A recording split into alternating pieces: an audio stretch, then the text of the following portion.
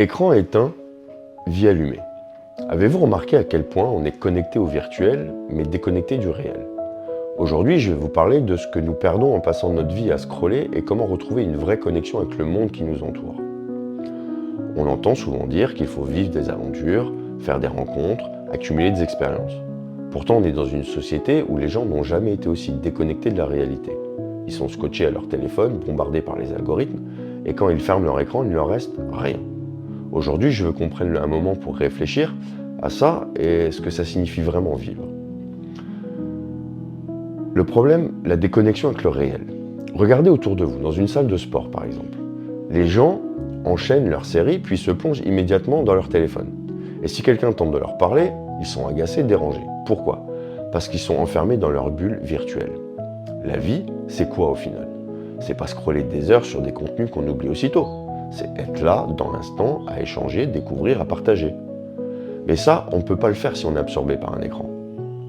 Le monde virtuel, c'est une illusion. Le monde virtuel est une version ultra filtrée de la réalité.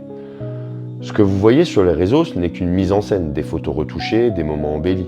On poste un sourire, puis une photo, mais une fois la caméra éteinte, il ne reste plus rien.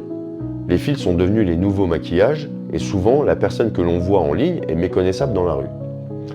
Mais c'est dans nos imperfections que réside notre vraie beauté, notre authenticité. Ce sont elles qui racontent notre histoire. Ce que les réseaux effacent, c'est ce qui nous rend uniques. L'impact sur nos souvenirs. Quand vous passez des heures à scroller, qu'est-ce que vous en retenez? Rien. Vous n'avez pas vécu de vrais moments, vous n'avez pas créé de souvenirs. Ce sont les rencontres, les projets, les échanges avec les autres qui nous marquent et nous enrichissent. Pas des heures à passer devant un écran. Qu'est-ce que vous en pensez? Est-ce qu'on n'aurait pas tous un intérêt à se poser cette question?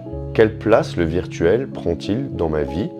Est-ce que je parviens à faire la part des choses entre le monde réel et celui des écrans? Peut-être que certains d'entre vous arrivent très bien, et tant mieux. Mais d'autres, c'est peut-être l'occasion de réfléchir à comment mieux profiter du présent, des vrais moments, des vraies connexions. Voilà, c'est terminé. Comme toujours, ce que je partage ici, ce n'est que mon opinion. Mais le débat est essentiel parce que c'est en échangeant qu'on avance. Et si cette réflexion vous a parlé, sachez qu'elle est tirée de mon livre Renaissance. Dans le livre, je vais encore plus loin avec des textes plus détaillés et approfondis pour vous inspirer à votre manière. Merci d'avoir écouté, je suis curieux de lire vos avis et vos commentaires. Donc si vous avez aimé, mettez un like et commentez. Si vous n'êtes pas d'accord, mettez le petit emoji là qui fait grrr. Et dites-moi pourquoi en commentaire.